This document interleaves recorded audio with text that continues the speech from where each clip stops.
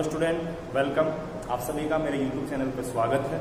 आज का जो अपना कल मैंने आपको फर्स्ट लेक्चर वीडियो में समझाया था स्टार्टिंग के अंदर कि सबसे पहले अपन लोग ऑप्टिक्स पढ़ेंगे, लाइट के बारे में पढ़ेंगे। और इस ऑप्टिक्स के दो हिस्से हैं, रे ऑप्टिक्स और वे ऑप्टिक्स। सबसे पहले अपन लोग स्टार्ट करेंगे रे ऑप्टिक्स। और रे ऑप्टिक्स का कल मैंने थोड़ा बहुत लाइट के बारे में इंट्रोडक्शन दिया था आप लोगों को पिछले लेक्चर वीडियो के अंदर, ठीक है। आज अपन लोग रे ऑप्टिक्स का फर्स्ट टॉपिक जो बहुत ईजी है और आपने छोटी क्लास में पढ़ भी लिया इसको, तो उसके बारे में थोड़ा नॉर्मल जानते हैं।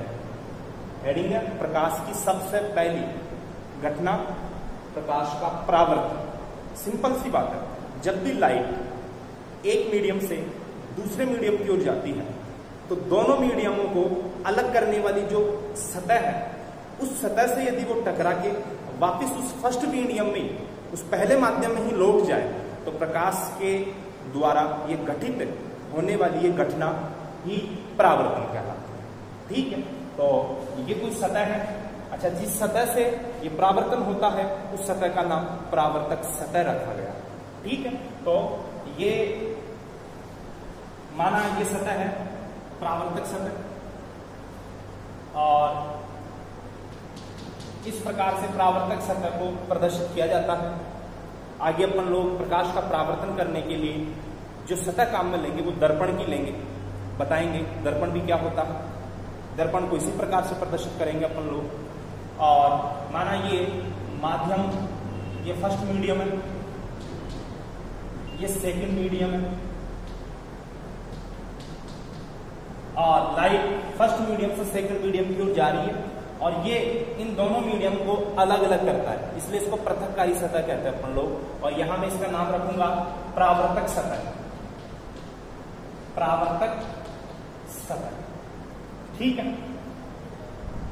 ये लाइट मैंने कहा था इस रे ऑप्टिक्स के अंदर अपन लोग लाइट को एक किरण के रूप में काम में लेंगे, एक सीधी रेखा के रूप में काम में लेंगे।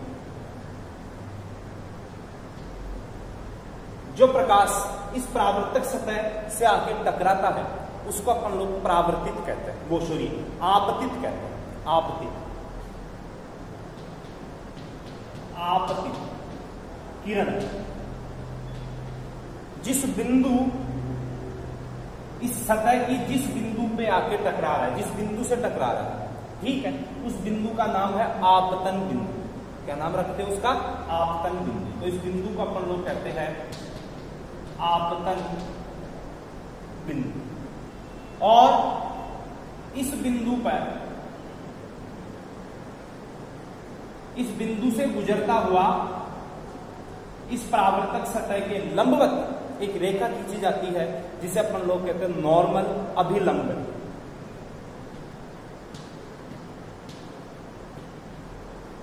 और प्रकाश इस फर्स्ट मीडियम से आ रहा था, पहले माध्यम से आ रहा था, परावर्तक सतह से टकराया और उसी माध्यम में लौट गया। तो लौट कर जाने वाली जो किरण है उसको अपन कहते हैं परावर्तित, परावर्तित किरण। इंसिडेंट रे, रिफ्लेक्टिव रे, ये आपतन बिंदु, ये परावर्तक सतह, ये नॉर्मल आपका अभिलंब हो गया।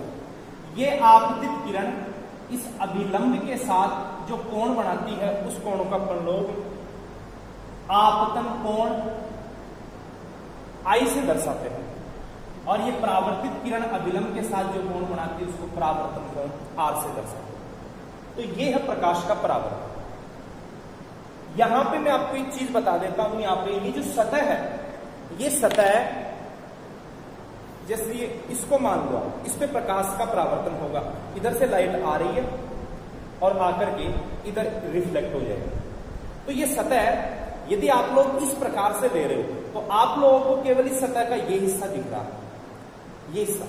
तो इस कंडीशन में अपन लोग सतह को, परावर्तक सतह को प्रदर्शित करने के लिए एक सीधी लाइन खींचते हैं, इसको प्रदर्शित करने के लिए। यदि सतह इस प्रकार से हो तो इस प्रकार से सतह को पूरा बनाया जाता है, ऐसे ऐसे पूरा बनाया जाता है सतह, ठीक है। लेकिन इस लाइन का मतलब ये सतह ही है परावर्तक सतह। इस परावर्तक सतह का ये हिस्सा आप लोगों को नजर आ रहा है और एक किरण ये आ रही है, ये भी आपको नजर आएगी, और यहां अभिलंबी नजर और ये परावर्तित किरण, ठीक है। तो ये नॉर्मल परावर्तन हो गया। जब भी प्रकाश की किरण एक माध्यम से दूसरे माध्यम की ओर जाए तो पृथककारी सतह से टकराकर वापस उसी माध्यम में लौट आए तो उसको अपन लोग परावर्तन कहते हैं। इस परावर्तन के दौरान ना तो प्रकाश की तीव्रता ना तो प्रकाश की आवृत्ति, ना तरंगदैर्घ्य, ना चाल, इनमें कोई फर्क नहीं पड़ता। प्रकाश की तीव्रता में थोड़ा बहुत परिवर्तन हो जाता है, ठीक है। वो इस सतह पर डिपेंड करता है कि प्रकाश की तीव्रता कितनी ज्यादा परिवर्तित हुई, मतलब इस सतह के द्वारा प्रकाश का कितना अवशोषण कर लिया गया, ठीक है ना, उस पर डिपेंड करता है। तो ये परावर्तन की नॉर्मल डेफिनेशन है। अब परावर्तन के नियम सिंपल से दो ही नियम है, जानते हो अच्छी तरह से। फर्स्ट नियम कि ये आपतन कोण और ये परावर्तन कोण दोनों आपस में क्या होते हैं, बराबर। चाहे परावर्तन किसी भी सतह से हो रहा हो, हमेशा आपतन कोण और परावर्तन कोण आपस में क्या होंगे, बराबर होंगे। ये परावर्तन का फर्स्ट नियम है। आई और आर ये दोनों एंगल आपस में बराबर है, ठीक है। दूसरा नियम क्या है, दूसरा नियम है कि ये आपतित किरण, ये परावर्तित किरण और ये अभिलंब, ये तीनों रेखा एक ही तल में होते हैं, एक ही तल में। तल ये ऊर्ध्वाधर तल हो गया, ये क्षैतिज तल हो गया, ये से तिरछा हो गया, ये यूं हो गया, ठीक है। तो यहां पे इस प्रकार से समझना आप लोग कि ये है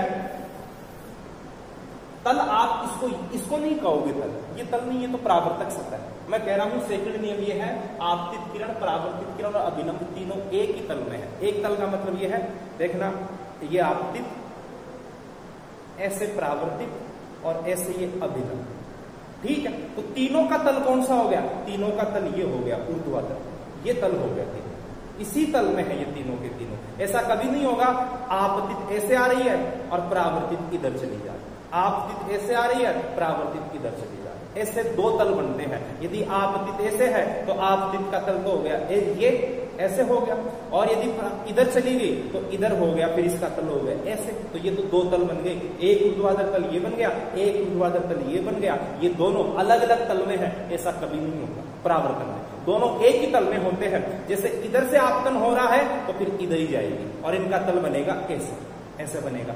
यदि इधर से आपतन हो रहा है तो इधर ही जाएगी और इनका तल बनेगा ऐसे। तो सेकंड नियम यही है कि आपतित किरण, अभिलंब और परावर्तित किरण तीनों एक ही तल में, तीनों क्या होते हैं, एक ही तल में होते हैं। तो ये नॉर्मल प्रकाश का परावर्तन। और इसमें मेन बात जो आपको याद रखनी है वो ये कि परावर्तन के दौरान प्रकाश की कौन कौन सी चीजें बदल जाती है। तो सिर्फ एक तीव्रता बदलती है, आवृत्ति, तरंगदैर्घ्य और प्रकाश की चाल पे कोई प्रभाव नहीं पड़ता। ओके, अब इससे आगे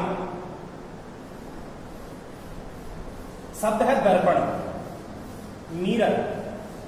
तो दर्पण तो आप अच्छी तरह से जानते हो, किसे कहते हो दर्पण, कि एक कांच की स्लेब लो, पट्टी लो, और उस कांच की पट्टी की किसी भी एक सतह को सिल्वर का लेप चढ़ा के पॉलिश कर दी जाए, ढक दिया जाए, तो वो दर्पण की भांति व्यवहार करता है।